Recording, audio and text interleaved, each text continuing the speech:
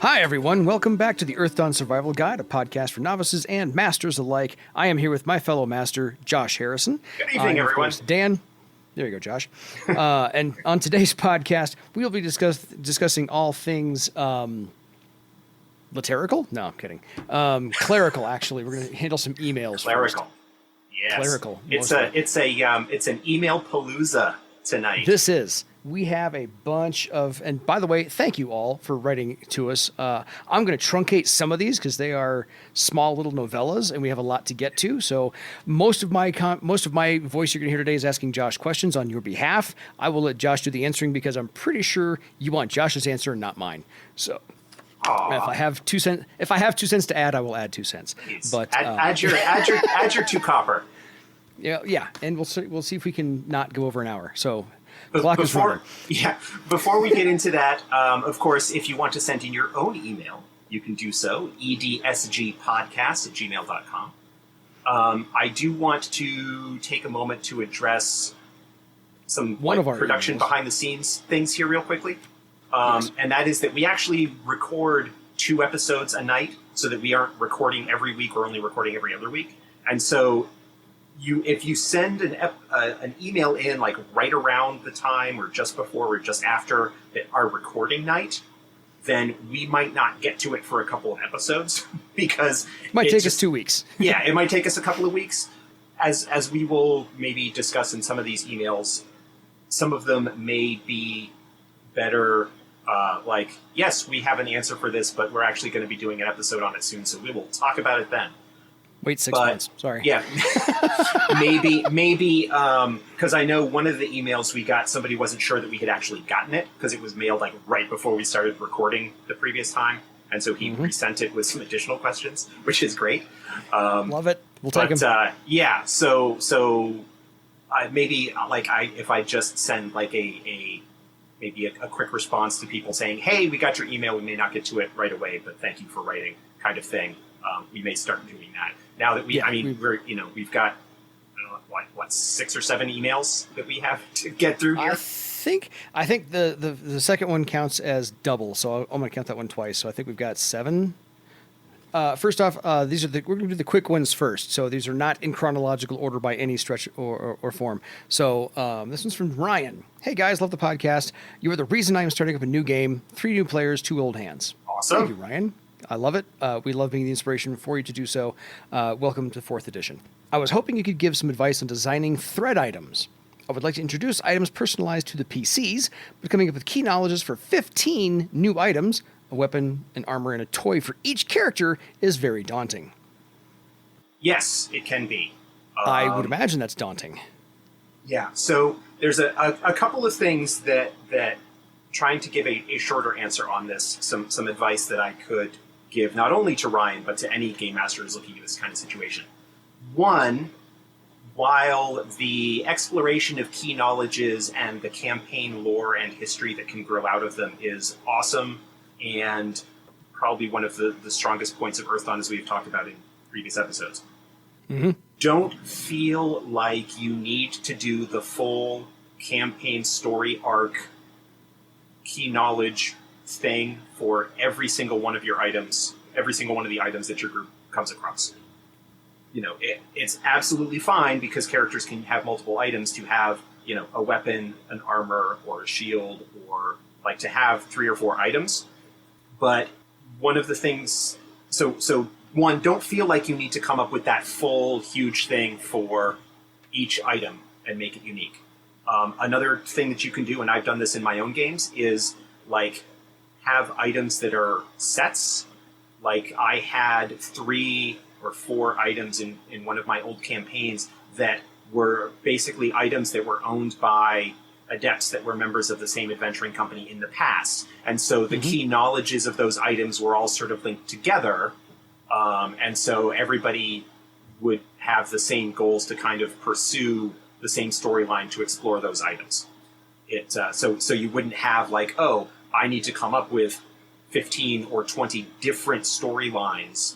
You can actually maybe condense and say, oh, this set of bracers that boosts the Beastmaster was owned by a Beastmaster who traveled with this archer who had the bow, and it would then make sense if you find those items together because the people were traveling together and maybe met their end at the same time, or they like retired to the same place. Like there's, I mean, any number of ways. If you can find ways to shortcut or tie items or multiple items together to simplify the thread of the campaign, it allows you to add a little bit more depth without needing to go quite so broad.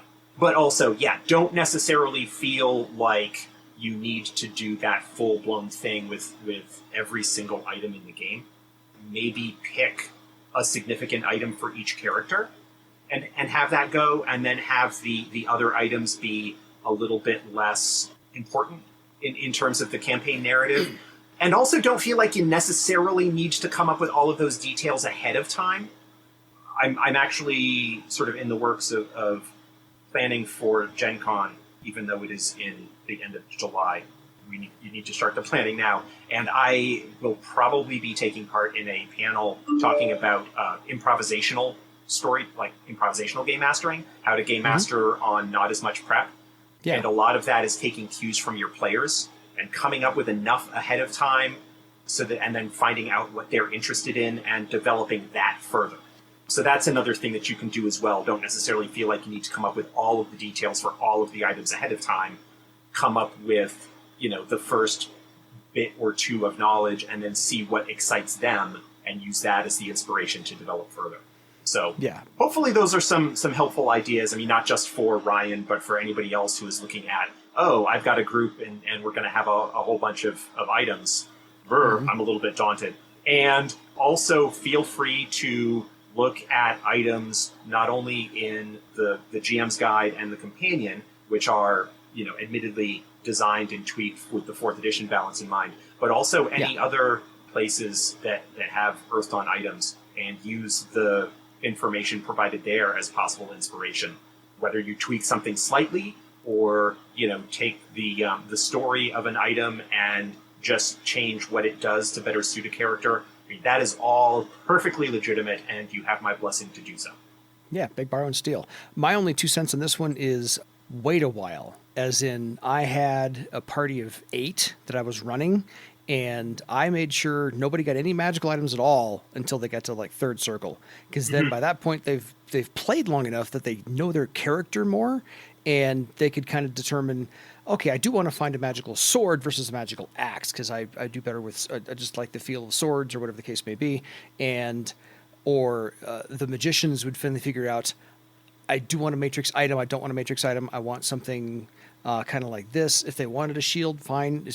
So maybe not a full suit of armor. So my second piece of advice is go slow. Don't think you have to get 3 for each person right out the gate. Yeah. Do 1 at a time. That is one thing about, because that many magic items could be game breaking. Yeah, I mean, they certainly can if you're not careful. If you're balancing like what they give bonuses to, and you're not like double or tripling up on certain things, you're probably going to be okay. But just because the characters get thread weaving and are able to start using magical items right out of the gate in 4th edition, doesn't mean that you necessarily need to start providing them with all of the items right off. Waiting, maybe providing a minor item. And again, if you haven't presented information sort of within the canon of your table, like whatever you might have planned in terms for what the item is, this sword that I'm going to give them that the warrior will have is just going to start off as just going to be a novice tier item, you are absolutely able to change that midstream, especially if you haven't like revealed the stuff yet. I mean, the only problem is the cost associated with it, but at that point you just extend the costing chart the same way that you would that sort of thing. Yeah. So don't stress, don't try to load it all in at once, and don't feel like you need to provide full detail, especially if you've got 3 new players. They are going to be excited enough by just the uniqueness of the setting and the game and the magic items that I don't think you'll need to throw gobs and gobs of legendary magical treasure at them. Yeah, they don't need all that candy. They should be good for a while. So I mean, if your game starts running for months or years, then you will have plenty of opportunity to bring in other items and develop those plot threads. So Totally. All right, put a pin on that one. Thank you, Ryan. Next, we have Guillaume. That one I can pronounce correctly. Later on, I'm not going to get somebody's name right. Dutations, love the podcast, Earth on Setting. Thank you very much. We owe a lot to Lou. A friend of mine is planning to start a campaign with some of the Earth on Setting, but most of the system. For instance, mechanics mostly kept, but our campaign would be an isolated population coming out of an isolated kaer. No other known contacted civilizations around yet, and as far as he knows, it's not set in Barsafe, so they're playing off the map. I know it's a little bit outside the normal setting, but would you have recommendations, both in terms of world building and good role playing? So I'll address the second part of that first, which is to say the role playing.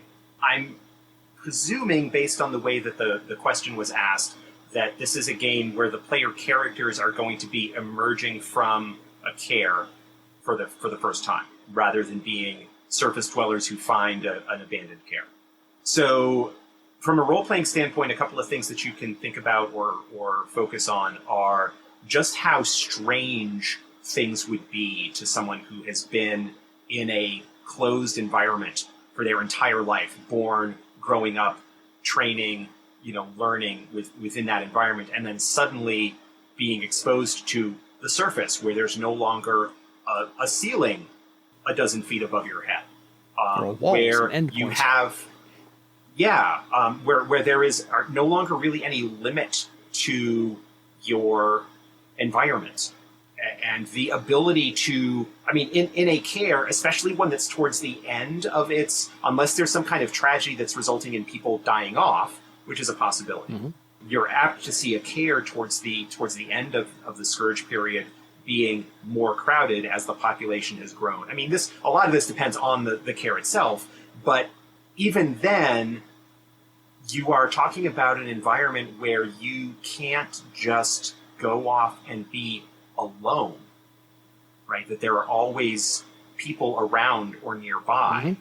and that the same, few hundred people have always been around. And just the strangeness of that situation, and whether your character, depending on their temperament, is going to be nervous or excited, curious, yeah. or any number of reactions that somebody might have to such a drastic change to their world, and to have that worldview, that expansion of their world, just be huge. So that's something that you can play out. Whether you, or even you might even have somebody agoraphobia. Yeah, just the idea of, how is somebody going to cope with something like that? You might, another thing that you might, playing up the unknown. And this goes from both a role-playing your character standpoint and from a world-building perspective, is that at that point you have a blank check. You have an open map, in a sense. Even if perhaps you are playing in Barsave, the people who are coming out will only have the knowledge that they took in with them, whether that's the Book of Tomorrow or some other equivalent lore, or maybe it was just oral traditions through the troubadours or something like that. And that over the 400 to 500 years, or however long this particular kaer was closed, of how those things might have changed. How do the people in the kaer react to things that they may have only heard stories about? Maybe if there were races that were not represented in the kaer, whether Obsidimen or Tiskrang or even orcs that were, not part of the society that was in there, they might only have, stories and maybe wildly inappropriate or inaccurate information about them. That maybe the only story they have about orcs is how they behave in a particular situation, and the player characters, upon meeting orcs for the first time, have an interaction with them that is amusing. It goes sideways. goes sideways, culture shock.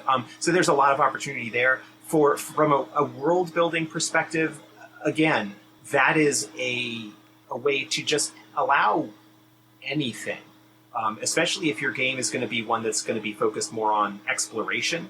Maybe there is a particular goal. I remember I never did anything with this, but one of my early campaign ideas was that the group would be coming out of a kaer, and that there was a sister community that was, half a day's travel or nearly a day's travel away.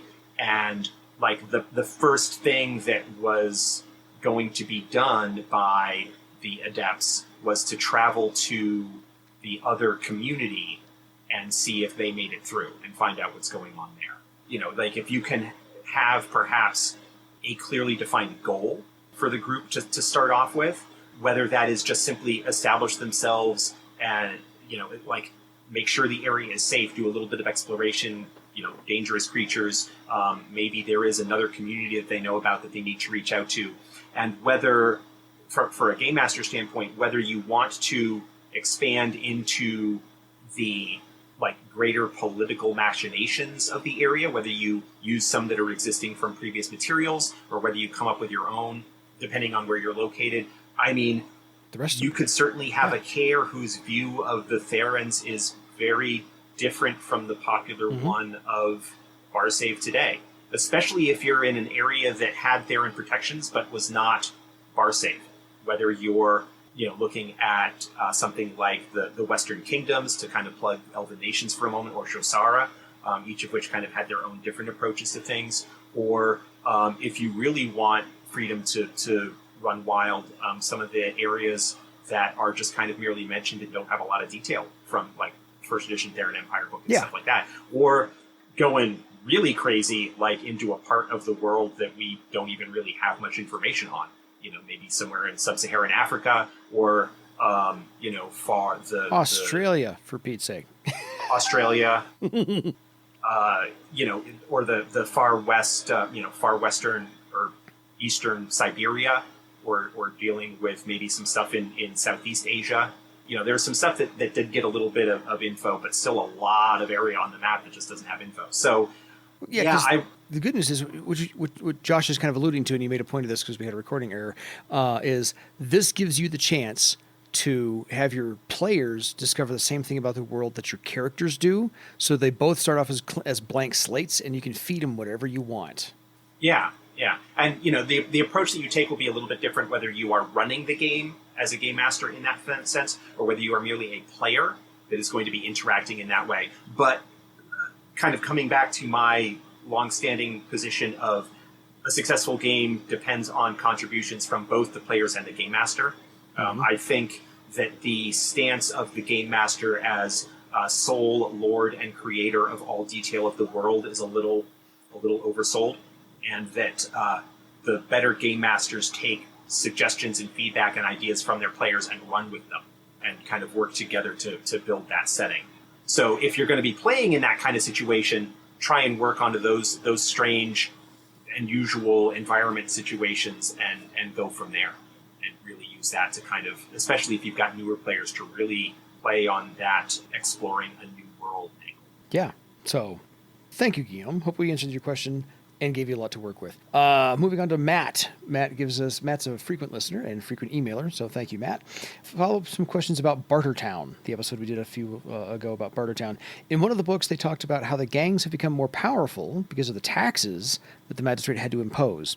His question is, what other changes have happened based upon Throal kind of taking a step back because of the new king? Okay, so he's probably talking a little bit more specifically about Bartertown here in response to our episode where we talked about Bartertown. Yes. So what other changes have happened? I think we haven't really explored or even discussed this a whole lot in our development meetings, because we do have, at some point, I think we will want to revisit Throal and some of the changes that have developed there as a result of the new king and whatnot. My gut instinct would be to say that Clystone and his entourage probably a little bit more self-assured and more willing to push boundaries that probably would have drawn stronger Throlic attention in the days before the war, just because of that. But I still think that they probably wouldn't be able to go too overboard, because despite Throal pulling back, Bartertown is still right outside their gates, and Throal would have an interest in at least keeping some, like, they don't want an enemy encampment at their door. They don't want, a hostile force. They don't want to basically be put under siege by that. And they do have the military might where if Clystone steps wrong or something gets out of hand in Bartertown, that Throal very well could, march an army out of the gates and take over the city. I think there is probably an understanding at the highest levels of power in Bartertown that that is a possibility, and Clystone, while still effectively a mob boss and wanting to enrich himself and his cronies, also wants to make sure that things don't change over much. I think that you're apt to see a little bit more difference in the lower levels of the common street crime and whatnot, that perhaps it is not that Throlic citizens might not feel quite as safe in Bartertown as they might have before, because there might not be as much interest on the part of the crown to step in on their behalf. Fair. Got two follow-up questions. Both I think can be answered really quickly. Has the lack of leadership from Throal started to have an effect on the rest of Barsave? Yes, some of them. And will those effects be brought up in the Iopos book? I mean, I don't recall now, right off the top of my head, how directly that is addressed in the Iopos book. Certainly, the Denerastus have a little bit more freedom to plot and scheme in other parts of the province without worrying quite as much about Throlic interference. So that is certainly an aspect of what's going on. And the Iopos book will deal with that to some extent, as will other things coming down the line. Cool. Thank you, Matt. Love that one. All right, now we get into some longer emails. So, Scott, I believe this is also a repeat listener, repeat emailer. Josh Dane, I've been playing third edition for a little over a year now. 36 sessions and still going. Good on you. Just entered Warden tier. The four of us are now circle 9 to 10. I don't know how you get there that fast. Seriously, what are you guys doing to get there that fast? You give larger legend awards, yeah, and hand wave a lot of the downtime situation. No kidding. Our parties evolved from our small cares first post-Scourge exploratory groups, being quite legendary figures. Blah blah blah. Playing Roll20. Good job on playing Roll20. So you get the mechanics of 4th edition in there. So no armor defeating hits. He's asking today how to handle spell or mystic defense for allies receiving buffer heal spells. In particular, he's hesitant to increase his mystic defense via group pattern, earth skin, etc., and thus make his elementalist less likely to successfully cast a clutch karmic connection spell on him in combat. In this case, there's no benefit to multiple successes, so should a character be able to elect to reduce their spell or mystic defense temporarily? Because he's playing 3rd edition, I believe that's a holdover for 3rd edition, and would you need to be conscious to do so? Well, if it's voluntary reduction, I think you need to be conscious for that. Yeah. So in 3rd edition, voluntarily lowering your spell defense was an option. I think it was something that was an option all the way back to 1st edition. I believe so. Where it's a test. Usually, I don't remember now off the top of my head whether it was a perception or a willpower test, and you would reduce your mystic defense or spell defense by the amount of the roll. I don't recall at all. So it's been so long. Yeah. and so that is an option. I don't... It's been a while since I've dealt with any of that, so... Yeah, we're here to talk about 4th edition. Kidding. Whether, it took an action or what the situation is. But I would think, first off, that you would need to be conscious to do it voluntarily. But if someone is unconscious, they would also be knocked down and would be suffering a -3 penalty to their spell defense as a result of that situation. That there's just you've got to affect the pattern, and there is some difficulty that is involved in that, regardless. But yeah, you would need to be conscious. A character should be able to elect to reduce spell defense temporarily if you're talking about earlier editions, and usually I think somewhere in the 3rd edition rules that it is covered. Yeah. I don't have those books handy, but if you are looking through the books, I think it's probably in the spellcasting rules somewhere. should be something about voluntarily lowering your spell defense. Yeah, if you've got it on PDF, you can probably search that a lot faster. Yeah. Just a hint. But it was an option that was available. It's a tough situation. We solved it in 4th edition by basically saying if you are casting a spell on a willing target, it succeeds regardless of the actual roll, but your extra successes are based on your result in comparison to their normal mystic defense. Yeah. Spell defense, mystic defense. Same thing, yes. So that's, I don't know, like, yeah, I completely understand the awkwardness of, well, I want them to be able to cast buff spells on me, but so I don't want to boost my spell defense too much to make it difficult for them to do so. But at the same time, if I don't boost my spell defense, then I'm opening myself up to problems in other areas. One option that you might take advantage of, if you have a group that is that high circle, if you have a group pattern and you haven't used up all of the thread slots on that yet, is to have your spellcaster boost their spellcasting, using that to make it more effective against you. I was just thinking, so that's a possibility. Take the onus off of you and put it onto them. Have your spellcaster, throw karma as much on there to make sure he succeeds. That's the point. That's one of the, there's a lot of sort of fiddly stuff that you can do there, but just in general, you kind of need to figure it out. But there is absolutely in 3rd edition an option to reduce your spell defense, and I just don't recall what it is right at the moment. Yeah, because I know it's been in at least the 1st and 3rd edition. I can guarantee that in the Red Brick Classic. So I know it's in there somewhere. It's been a while. So yeah, take some time. Other than that, he says, due to this, talents like Steel Thought seem much better because you can reactively use them as a simple action when you are targeted by an enemy spell. So that's 3rd edition. Yeah, we got 4th on deck. We talked about Steel Thought actually in our previous episode where we were talking about the wizard. Yes, love Steel Thought. So yes, check out Steel Thought in the 4th edition and get off a 3rd. I'm kidding, just kidding. Play whatever edition you like, but thank you for listening. By all means, we appreciate everything you had to say. And Josh is actually actively looking that one up right here, so we'll go to the next one.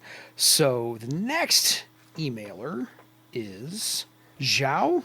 Joao. I'm going to butcher your name, and I apologize for that because I'm not Portuguese. I don't speak Portuguese.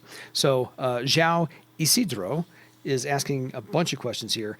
Again, thank you very much for Rich Podcast for Earthdawn. Please keep going. We certainly will do so. We're enjoying this as well.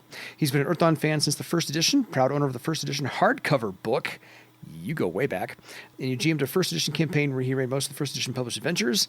Welcome to my world. I have done the same thing. So he finished listening to episode 10 and has a point of clarification for us. I was wrong, not Josh. I was wrong that trolls couldn't be archers in 1st edition. I screwed that one up completely. I think he corrected us on Facebook and corrected us here. By all means, do so. I did say in response to that it was dumb and didn't actually check to see if it was true or not. Yeah, fair enough. So, yes, I take the error all on me. No big deal. Because, again, we're here to talk about 4th edition, not 1st. So 4th edition is what we're pumping now. So on to more interesting things he hopes. His questions are this. The Sky Raider discipline. His favorite thing is the combination of the Highlanders, Vikings, artisans present in the Crystal Raiders culture and epitomized in the Sky Raider discipline. He's bringing this up because given the description of the discipline in the player's guide, it is clear that you can't be a Sky Raider and not know your way around a skyship. So he's bringing us back to kind of the air sailor type thing.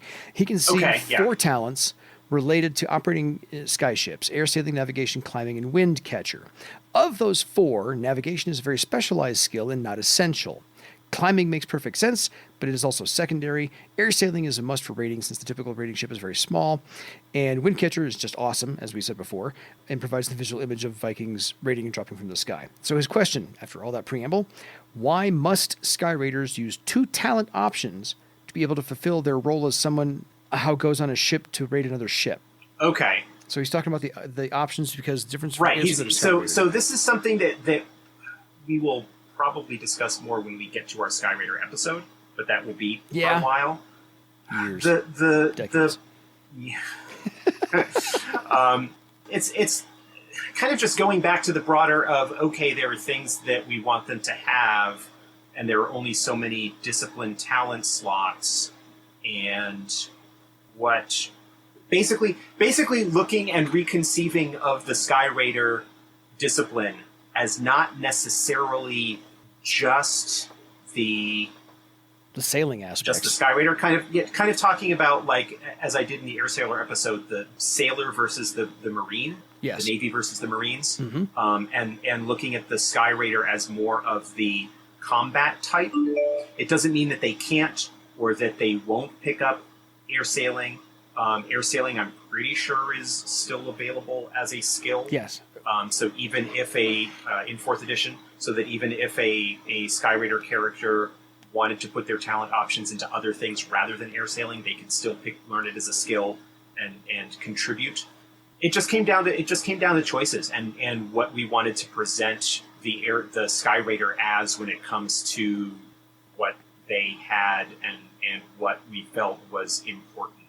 Yeah, because it's just a quick little overview. The discipline talents for First Circle Sky Raiders is get no free ones: Battle Shout, Climbing, Fire Blood, Melee Weapons, and Thread Weaving.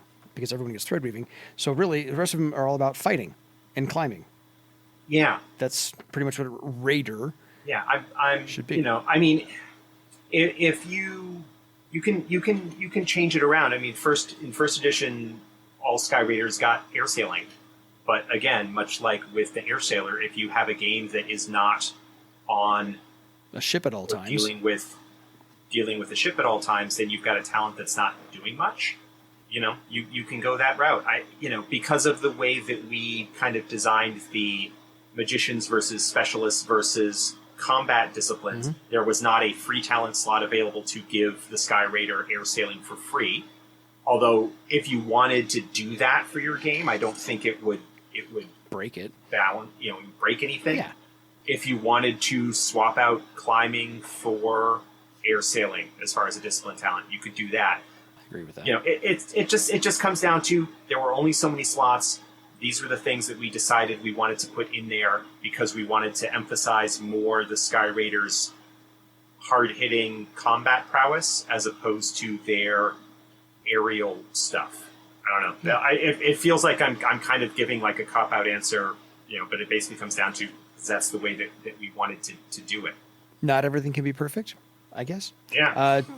Ed, you're striving for it, and you got darn close, if that's the opinion. But I agree. It's the raider aspect of them versus the sailing aspect of the air sailors. The air sailors have to work as a team to operate the ship, and Sky Raiders, not everybody there flies the ship. Most of them are going to jump from the ship and attack something else. So that's my thought on that one. His second question. We talked about the huge pylon of Orichalcum under the ground of Vivane. This means that there is a massive treasure waiting to be dug up. Is the presence of that? Yeah. Is the presence of that known in Barsave? I imagine no. That's good to know. Probably not. No. Not generally speaking. There might be some individuals who do know, but we're talking about secrets on the level of like the truth behind the patrons of the Denerastus, the truth behind Queen Alakia of the Bloodwood and the Ritual of Thorns, the truth behind, some of the things that powerful individuals who are heavily involved with that are probably aware, but your average adept or person on the street would not have the faintest idea. Especially over the many generations since it's been put in place. So. Yeah. So, follow-up questions to that one. Is its effect on the magic level known, or will people dig it up for its economic value alone? And I don't think that's going to happen because most 99.999% of the population doesn't even know it's there, so no one's going to go look to dig it up. I wouldn't say that even the vast majority of Therans living on the island of Thera actually know the truth of what's going on with regards to that. Yeah. We're talking about like super high-level secret history stuff that a couple dozen people on the planet maybe are aware of the full extent of what's going on. Yeah.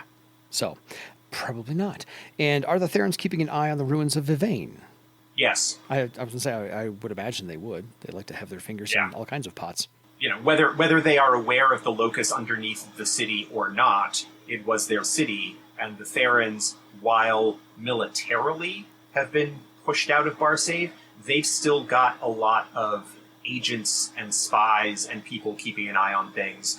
In the 4th edition GM's guide, I specifically put in that there were many troops that were left behind in the wake of the final battle there of the Second Theran War that were left behind and are now still kind of in southwestern Barsave causing trouble for Carafod and the people of Vivane province and stuff like that. So Yeah. yeah, absolutely. Totally. So he was at. It's just basically the Therans are still around. They're just not marching troops around everywhere these days. Fair. Joao Isidro was asking because he likes the Therans to be more than just slavers and oppressors, which, of course, they're more than just that. They have a lot of fingers in a lot of pots. So his final question, and this is a fun one, is about the Forge weapon talent. In first edition, We could do a whole podcast on this one. We could do a whole hour on just the Forge weapon talent. We'll try and keep it down to less than 5 minutes. There we go. So basically, he wants to know the thought process between the constant changes before the fourth edition. And here's what he means. First edition, it took a week with no specific time given each day. Second edition said 8 hours within that week, I think as a clarification. Third edition says the number of days equal to the weapon's size, but again, no specific time frame given for each day of work. But fourth edition finally says 8 hours per day for 7 consecutive days. So you're looking at 56 total hours on that weapon. Okay. So what was the thought process in finally nailing it down? There wasn't one? No. My initial thought is just math. You got to make them work. I think, so first edition said a week, but didn't nail down any particular amount of time during the day. Like how long it took each day, whether it was an exclusive activity or something that was sort of could be fit in around other things, the way that, for example, item history was, where item history required a week of study, but it was only for like an hour a night, basically, an hour a day, usually done sort of at the tail end of the day.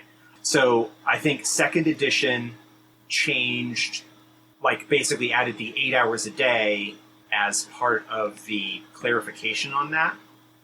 And so basically was the one that kind of locked down that as a more basically exclusive activity.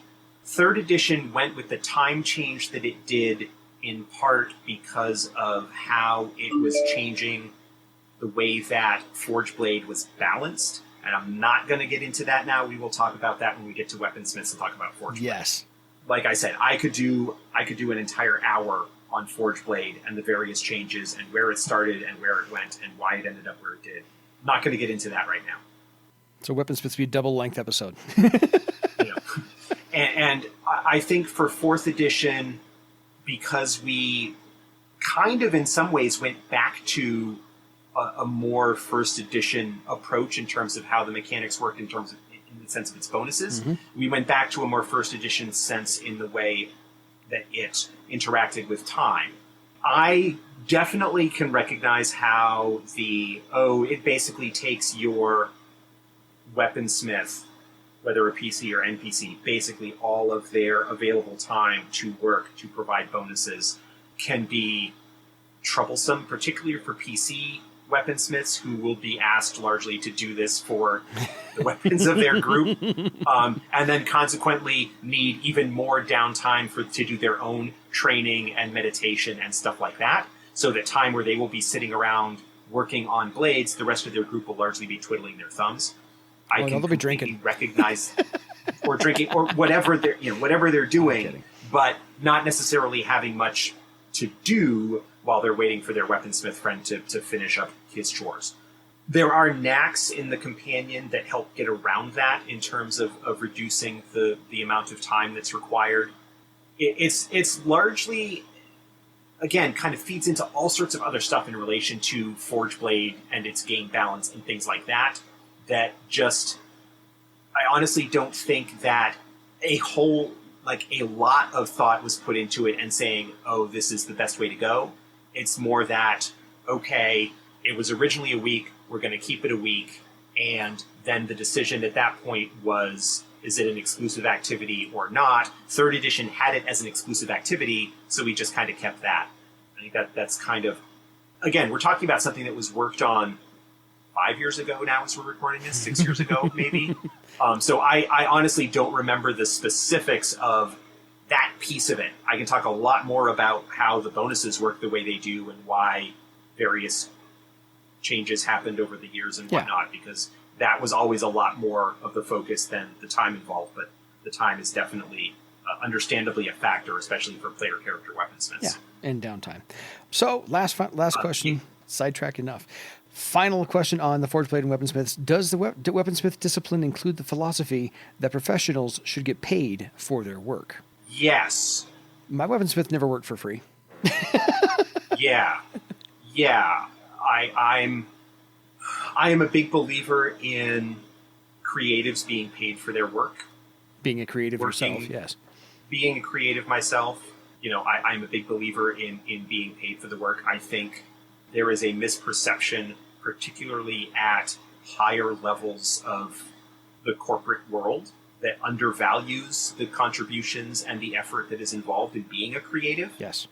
Look at the video game industry for an example of that. I concur. And you see this to an extent in the tabletop industry as well. Not to get on too much of a rant here, but when you're dealing with something that is very popular and a lot of people really like and really want to get into, you have a lot of people that are willing to, in order to break in order to contribute, feel like they are willing to not get paid or to get paid less in order to take part in a thing that they love. And there are people who are more than willing to take advantage of that, and willing to chew people up and spit them out, not really caring for their well-being, because there's always somebody new, there's always somebody else willing to come in and do that same thing for the chance to work on it. Yeah. I will be upfront, and I have been upfront as much as I can with regards to this. At a lot of what, there's not, and Dan can back me up on this because he's worked on some of our stuff. There's not a lot of money in tabletop games. Not a lot. You don't get in this to get rich. You do not get in this to get rich. we certainly pay our freelance writers and our artists that contribute to our product. I have check stubs to prove We it. don't pay particularly well. I mean, for the RPG industry, we pay okay. We're kind of, as far as from talking to other people and what, we're kind of in the median. Yeah. We do try and make sure that we pay on time. Try and pay people. When we said we would pay them. Yeah. We ran into some issues with the original Kickstarter because of how many books were involved and how quickly the money disappeared, where we kind of had to float some stuff in terms of paying people. And last I heard, and this was actually a little while ago, we had kind of caught up on all of those. I largely, my pay from working on Earth Dawn has been basically going to fund my trips to Gen Con each year. I'm certainly not making bank on this. Earth Dawn, despite the fame of the FASA name, is not making, it's our best-selling product. Obviously, it's the one with the most name recognition. But, it's not, it's bringing in some money to the company each month. It is basically sort of helping not only put itself out there, but also helping fund the other lines that don't have the support yet to have their own kind of self-funding thing. Yeah. This is why Kickstarter works. If we didn't have Kickstarter, if we didn't have crowdfunding, we probably wouldn't be able to continue doing this. Yeah. And so thank you to everybody who backs at whatever level that you can. Thank you to the people who buy our books. They for the company's sake, they keep the lights on. Yeah. But all that aside, I absolutely would think that that weaponsmiths. Wow, I don't know what I was thinking there. That weaponsmiths would generally be if you have skills that are in demand, you should be paid for them. Yes. Now, the rate that you get paid for them will vary depending on the individual and their own skill, and we offer guidelines for what those typically are in the rule book. But it's certainly possible to make trades and favors. And if a player character weaponsmith wants to do the upgrades to his friend's weapons for free, that's up to him. Totally. That's a role-playing I don't think thing. that it should be. I don't necessarily think that it should be expected. So yeah, because I, as myself, think that a professional, a creative as a professional, should be paid for what they do. A weaponsmith should have that same attitude. I concur. We're good there. Thank you, Joao. And I'm going to screw up your name. I'm sorry, for the fourth time. Thank you for that email. We appreciate all those questions. We've got a long one here from Jasper. Jasper, we're going to get to yours because you are the one who got to us just as we recorded the last episode or two, and we had to delay yours. Yes, we got it. We got it twice. We're going to answer them now. We're going to do them in the order that you sent them. How's that? So he just got back into Earth Dawn and RPGs after a 20-year hiatus. Welcome back. Lovely to have you back in the fold. I'm going to truncate yours a little bit. You searched around and stumbled across our podcast, and there's a 4th edition. And I can't find the old source books anywhere in the store anymore. Sad face. Yeah, because they... PDFs from FASAgames.com or DriveThruRPG. We'll take them. There you go. And you, by now, picked up everything published in German. So congratulations, Jasper. You're bilingual, and I am not. Stores in Berlin stacked with role-playing games of all kinds. The original are gone. Fine, it's a different era. Yes, we know. They keep rotating new stock because they keep making new games. So you sat down for the players for Session 0, and you got some discouraging feedback from your players. Not all of that geared at you, per se, but everything seemed to stem from the previous RPG sessions and experiences from them in other games. So you give points on the critiques below, so let's try and talk to these real quick as much as possible. Something about quick play, less discussion on minor details, and pragmatism before realism. I'm not entirely sure what that's intending. Yeah. I think the idea there is perhaps the sense of wanting to maybe get into the action more quickly. One of the things that can be difficult with a lore-heavy game like Earth Dawn, and it is not by any stretch the only one, but it's the one we are talking about, yes, is that, especially for someone who is a fan of the game and is eager to share that love with other people who may not be as familiar with it, is the desire to lore dump and to provide a lot of information that might not necessarily be relevant at the time. But yeah, generally speaking, I am, as someone who, for the most part these days, tends to run convention scenarios more often than anything else, it is, I think, awfully critical that you, get into the gameplay and the action and, provide what detail you need to for the scenario, and not necessarily, especially if you're dealing with people who are not familiar with the setting, be willing to jump into the stereotypes and the expectations of D&D style fantasy that Earth Dawn is modeled after. Yeah. And where important, kind of make those distinctions and whatnot. But work on presenting that lore as part of maybe the ongoing story in bits and pieces where required. And then if there is something that your group latches onto or seems really excited about, then you can develop your story to perhaps expand it more. Which that seems to be what I would kind of go towards. That is that the lore and the setting of Earth Dawn Barsave is phenomenal, but don't feel like you need to have people pass an introductory college course in order to play in the first game. Yeah. It's give them just enough to get them interested, but not too much to overwhelm anybody, because there's just too much to digest right off the bat, first, second, third game.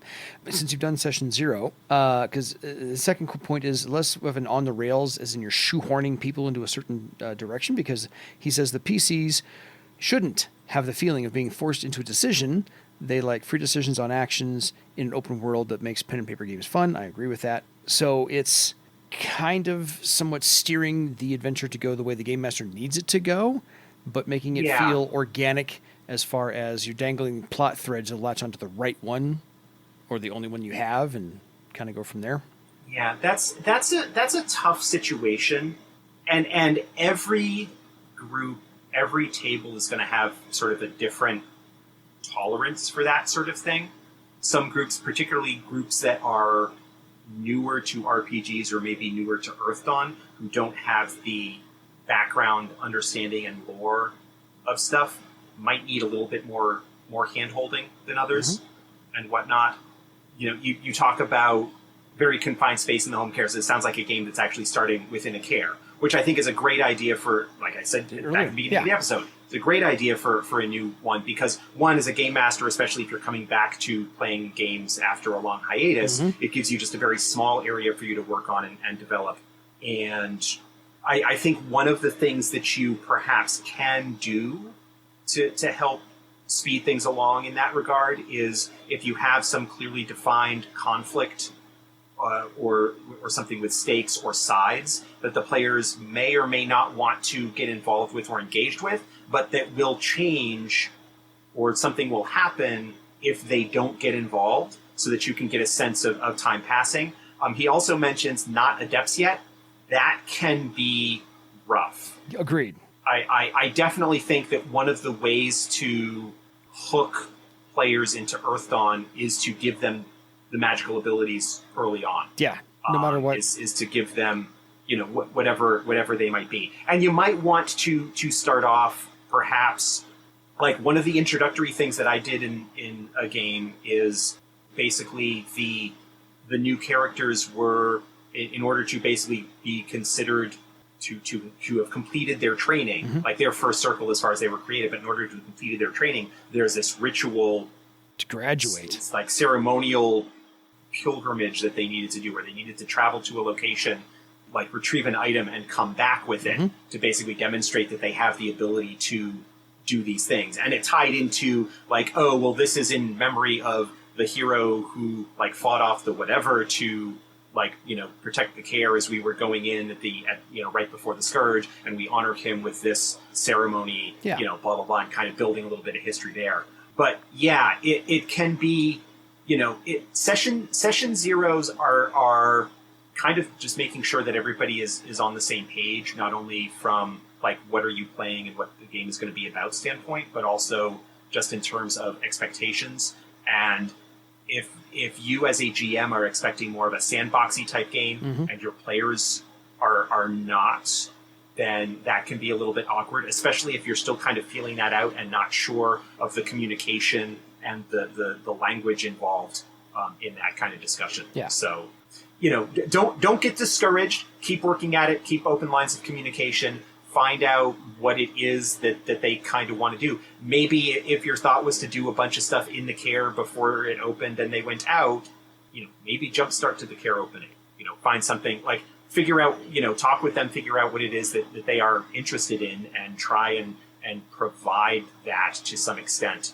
Yeah, each table's different because the game master is going to figure out what their players can't do, and are used to doing, and then you have to alter your game a little bit to suit their needs, and they have to alter theirs a little bit to suit your needs. So it's all a big compromise around the table. He's got 4 more points. Yeah. His players have some critique about being more attentive, a little bit less crosstalk, and would like some more focus on the acting player and the GM. So something that's been used to solve that before is if you have the magic cup in your hand or you have the magic hat on your head, then you get to talk. And if you don't, then you get points penalized, because one of the other points is they want more legend points awarded for a faster progression. So you can say, I start this session at, say, 3,000 points, which is maybe high or low for depending on your first circle characters. And say, if you're pretty high for a first circle character. I'm just saying, but that's the thing, is you can say, I'm starting at 3,000. I have your attention now. If you're talking out of turn, I will start docking you 100 points each time. So you keep a running tally that way, and maybe, start high and start detracting, and maybe that'll help them pay attention and not crosstalk so much. Yeah, I'm depending upon if your players like that. I'm not a huge fan. I'm personally not a huge fan of punitive or in-game ways to try and address out-of-game problems. True. Fair. Like the horror stories of, the GM is on the outs with one of the players in their regular life, and so starts bringing things in terms of an adversarial relationship, between them. Like, I am personally stylistically reluctant to punish characters for what their players are doing. Player behavior, because punishment feels bad, and then people don't want to play. Crosstalk, table talk is a difficult situation, and I wish there were an easy answer for it. That would be amazing. I know that when I was regularly running a home game, because it was like the only time during the week that most of us would see each other, like the first half hour to 40 minutes was just catching up on each other's weeks and what was going on and whatever latest movie we might have seen or stuff like that. I still have the same problem. And even, sitting down, and even during the game, having your Monty Python quotes and like other horsing around and stuff like that. It's a tough balance. Ultimately, it's a social activity. The amount of focus that you have on the immersion in the game and things like that varies from person to person, let alone from table to table. Agreed. And again, it's one of those things that should be an ongoing conversation. If you as a game master are feeling really frustrated by that, as the game master, you are the referee, you are sort of the captain of the team in a sense, and it does fall on you a little bit to try and rein that in. We had, in one of the games that I played in, the GM had a little, Sand timer. maybe 2-inch square glass stone, like kind of flat glass stone that had the word focus on it. Yes. And when things would start to get a little bit too sidetracked or whatever, he'd pick it up from behind the screen and hold it up to his forehead. just as kind of a, we're getting far afield here, guys. Yeah. Let's try and get back on track.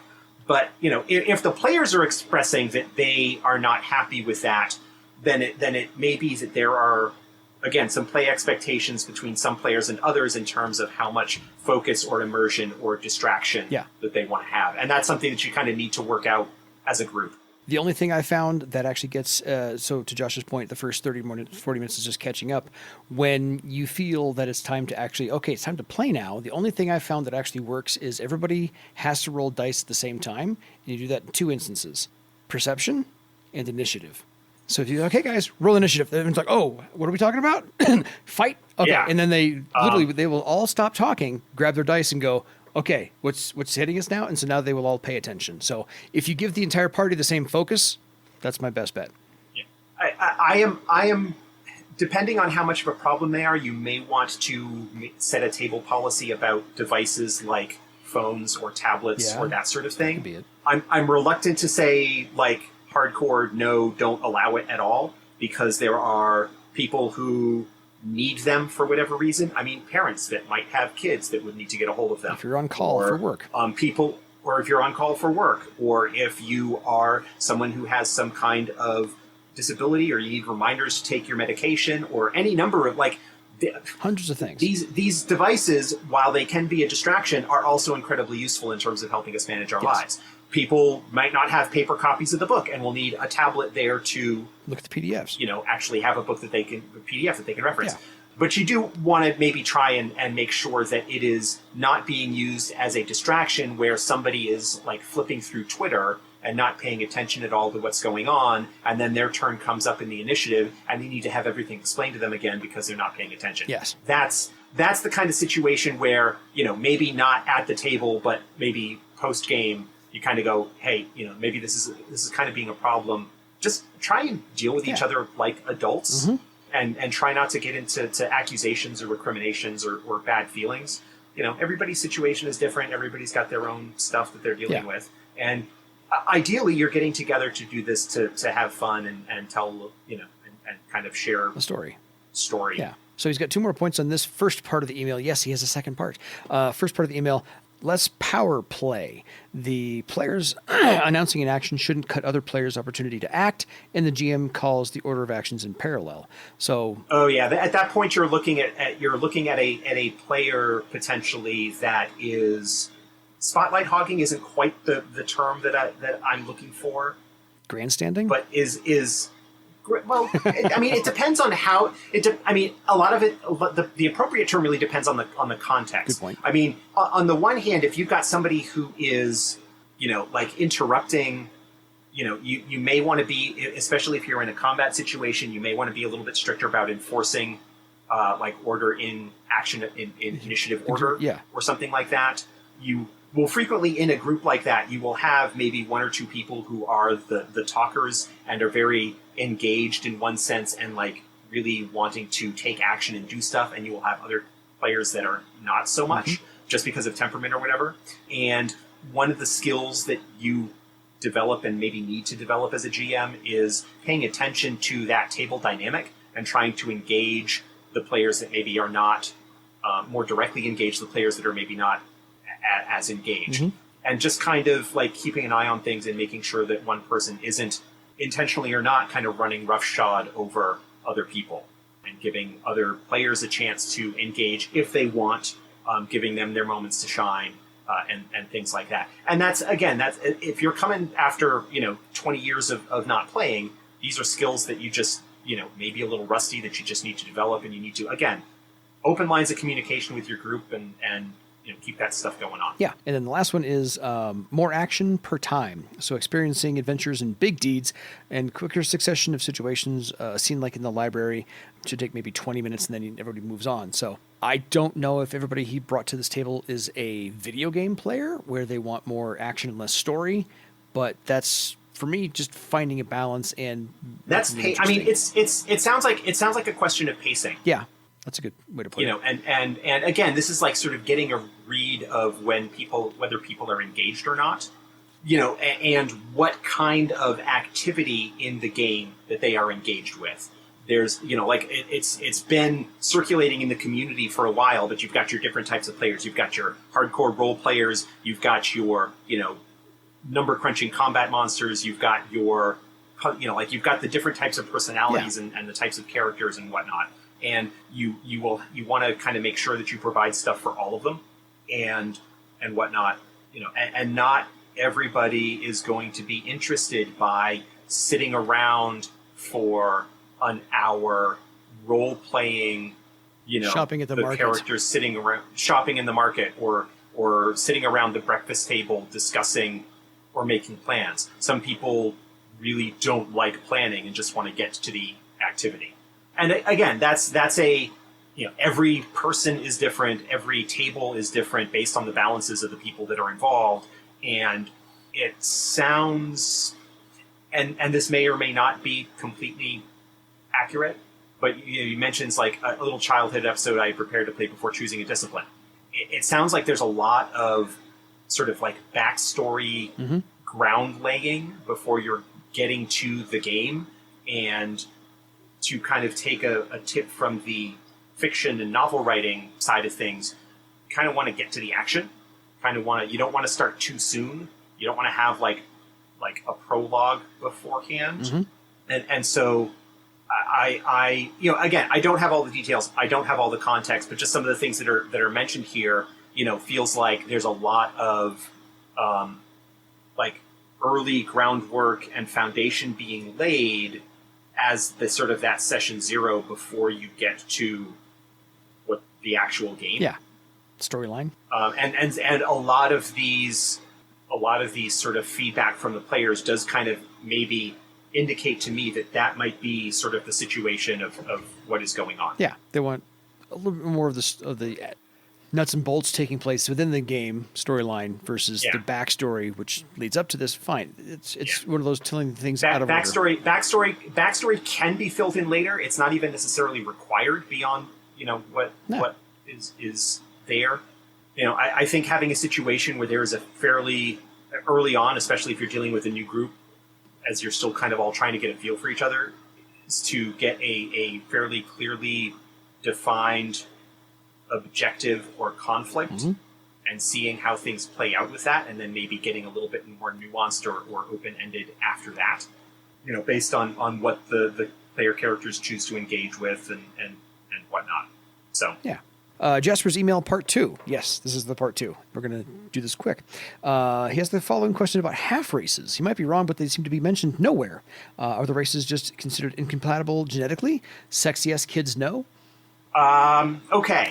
So this is actually pretty simple. This comes up fairly frequently. Yeah. There are not any half races in Earth Dawn, the way that you would have like a half elf or a half orc in D&D. In Dungeons and Dragons. Yeah. There are not half races. Basically working from the breakdown and what resulted from Shadowrun as the foundation of Earth Dawn, where you have humans sort of quote unquote baseline, and then elves, dwarves, orcs, and trolls are basically magical expressions of certain aspects of the human genome within a magical environment. As far as I am concerned, those 5 are able to interbreed without any issues from a genetics standpoint. Not that it's magical genetics, for lack of a better term. Magical genetics. The child will always be one or the other of the parents. If you're talking about a mixed race pairing, if you have a human and an elf that decide to settle down and start having a family, the children will be elves or humans. I think based on where the magic level is right now, that the differentiation of the races has been going on long enough that you're not going to have an elf and a human have children and that be an orc. Like I just within the framework of where things stand in Earthdawn, I don't see that happening. It's not going to be a surprise. But there are not any half races. But you are either one or the other, and you can certainly have mixed parents, but the child will be one or the other. Tiskrang are an egg-laying species. They are not. While I have seen plenty of examples of like fan games and journals and stuff online over the years, where Tiskrang certainly can form romantic relationships with other name-giver races, they are not able to procreate, crossbreed with them because the genetics just you're talking about an egg-laying saurid species versus mammals. Basically, mammals and reptiles. It doesn't work. They're both sentient. They can form romantic relationships, but they're not going to have any children as a result of that. Yeah. Obsidian don't reproduce sexually at all, so that's straightforward. Windlings are always the fuzziest. I have always felt that windlings are not actually awakened human stock the way that elves or dwarves or orcs or trolls are, and so therefore cannot interbreed with the other name-giver species. But also there's just kind of a practical mechanics kind of thing without getting too graphic. Squicky. Yeah. Like we're trying to keep this rated PG. So again, perfectly possible for windlings to form romantic relationships with other name givers. Yeah. I just don't think that children would result from it.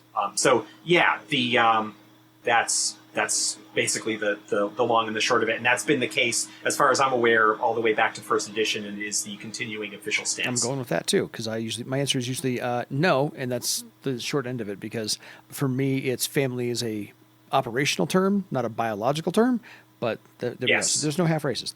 Is there map material? Actually, he does have a good point over which is there's a second part to that. There's a second part. Dinnerastus. There is one mention of the Dinnerastus being of dragon blood in the GM's guide. Dragon in human form, making that happen? And is that an exception? Yes.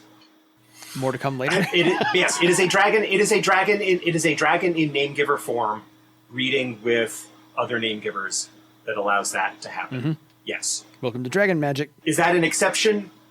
Well, it's an exception only because the dragons used to do that a lot more, and bad things happened as a result of it, so they stopped. They basically decided amongst themselves, no, you're not allowed to do this anymore. And the reason that the patron of the Dinnerastus is referred to as the outcast is because he basically told the other dragons, I don't agree with you, I'm going to do it anyway. Yes. And did. And so they cast him out of dragon society as a result of that. So there you go. And he's going to show them all. He will show them. Cling to your dreams. So it's possible. It's not an exception. It has happened before. It's just there's a whole lot of history stuff there we don't have time to get into. When we get to dragons, we'll get there. Many podcasts away. Is there map material planned for Shosara and Thera and the rest of the world? Okay. Shosara actually already has maps. They're in the Elven Nations book, which he said he hasn't looked at yet. Haha, go buy that. Shosara and Seriatha. Shosara is actually north of Barsave. Seriatha, aka the Western Kingdoms, they're actually more kind of north of the wastes, which means they are west of Barsave. But yeah, if you keep going west through the wastes, you eventually end up in Vasgothia, which is present-day Germany. The Western Kingdoms are kind of north of that, up along the Baltic coast. Is that no? That's the Lithuania, Estonia. North Sea. No, that's along the north of Poland, along the coast, the sea, whose name is escaping me. Absolutely. Caspian? The one that's south of the Scandinavian peninsula. Yeah.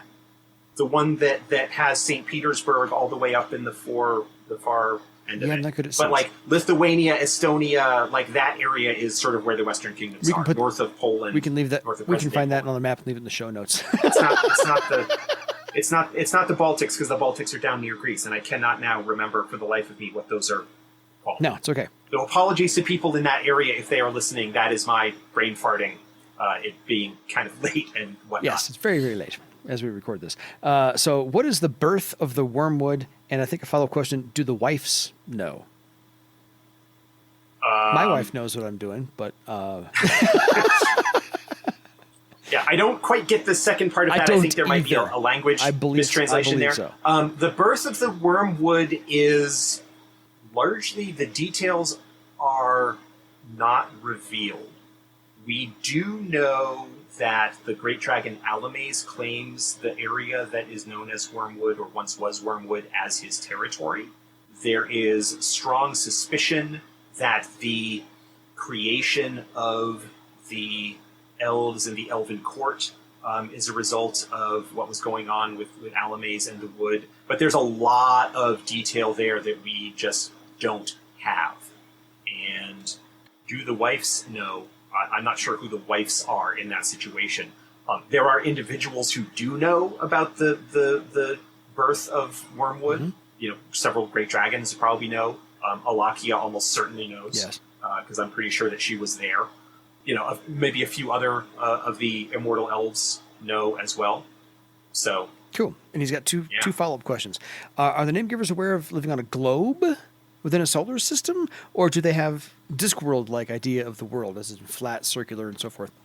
That's never been addressed. I am strongly against the notion of, these people from long ago were so stupid they didn't realize that the Earth was round, because the ancient Greeks knew the world was round and calculated within a pretty close amount of how large it actually was. Yeah. You know, I'm reminded also there's a moment in the fantastic video game Horizon Zero Dawn, mm-hmm.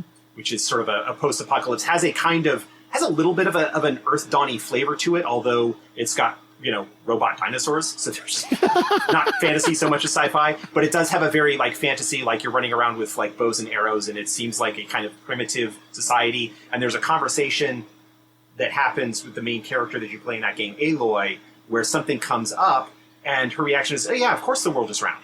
Like, what do you mean that was even a question? Yeah. Because, like, through observation, if you can see, like, for example, when there is an eclipse, the shadow on an eclipse, mm-hmm. like the shadow that goes across the moon, yes.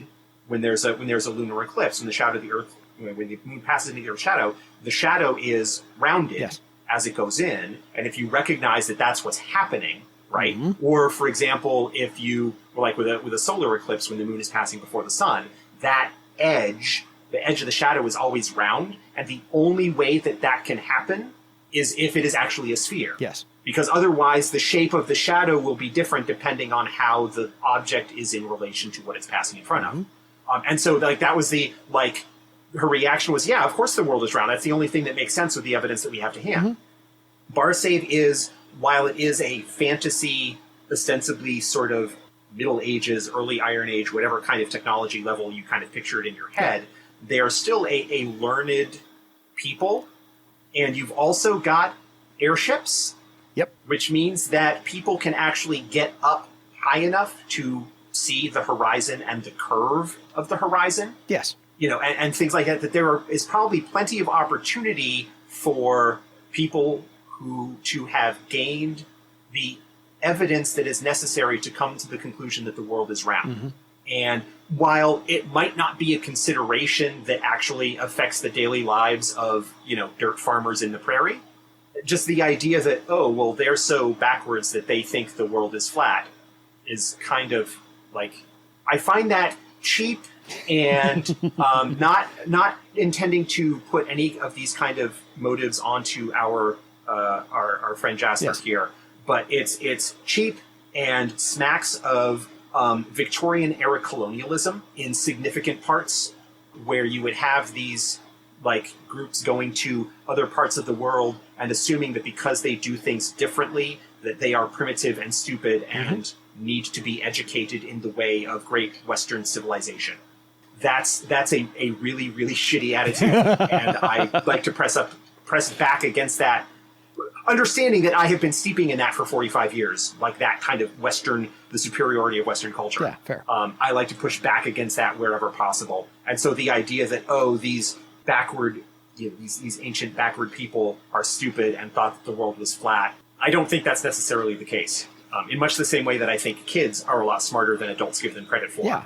Putting these childlike, foolish notions onto past cultures is problematic, to say the least. I also figure that with all the magical experience and all the magic divination that they've done, and all the magical pattern crafting that they've done over the last few centuries, by now they've been able to figure out that the pattern of mana herself, Earth herself, is spherical. It's built into the pattern. Yeah. Again, I don't think it's not something that's ever come up in the game, and so I don't think it's especially relevant. Or needing to be addressed. Or necessarily needing to be addressed, unless you are going to be running a game with that, and then at that point, why is it important? I recognize that there are legends and myths and stories from our own actual historical cultures that kind of talk about the world being flat or carried on the back of a turtle, a la the Discworld, yes. Or things like that. But at the same time, there's a very 19th century Victorian attitude that got assigned to a lot of those that has a lot of problematic history to it, and I feel like we're maybe kind of wandering far afield here. But, I think we've answered everything is political, people. People, you can't keep politics out of games because politics is everything. Well, look at the meta plot for Earth Dawn. Period. It's half of its politics, if not more. So yes. But I mean, when I'm saying keeping politics out of games, I mean I'm talking about present day politics, and the degree to which you want to engage with that in your own game is completely up to you. Totally. And that's a whole other thing. But yeah, I there is nothing that has come up in any of the official released material that gives any indication that there is a culture or a people that looks at the world as being flat. And so I am not under any belief that anybody it is something that is necessarily required. You might have groups that do. It's perfectly possible because we've got examples from our own global history. Yeah. But again, how much of that was actual? Were they actually doing that as a metaphor, or were they again? I think there's a lot more sophistication in the past than people like to think, because a whole bunch of other people decided that they weren't sophisticated. Yeah, I agree. So that should cover us on all the emails today. We're not going to have time for anything else because we're running almost at 90 minutes. So email palooza. The all email. I hope. I mean, this was a great. We had some good discussions and some good emails and stuff like that, and we hit all kinds of different topics. We hit everything. we hit all kinds of topics. And if you stuck around to the end of this, then thank you. Yeah. We had to, because we had to have it fall out of our face holes. Well, I mean, if you like the sound of our voices, and good Lord, you should by now, you're still listening. Then yeah, that's what we're here for. So by all means, if you want to send us your questions, and hopefully do another Email Palooza episode down the line, email us at edsgpodcast@gmail.com. I do want to thank Josh for making the time, answering all the questions, because I know nobody wanted to hear my answers, more so his than mine, because he's immersed in Earth Dawn to an nth degree further than I ever have been, having to rewrite the whole thing for the 4th edition. So, yes. And thank you to all of our listeners for being excited and supporting us and sending these questions. Yeah. And sparking interesting conversations and sidelines and things that we might not necessarily bring up in the initial discussion. Exactly. So by all means, join us next time. There will be a next time. We'll have a whole lot more episodes covered down the line, get through the rest of the disciplines and the races and the whole 9 yards. So thank you for listening, everyone. Thank you, Josh, for making the time. Now it's time for you to go make your own legend. Good night, everybody.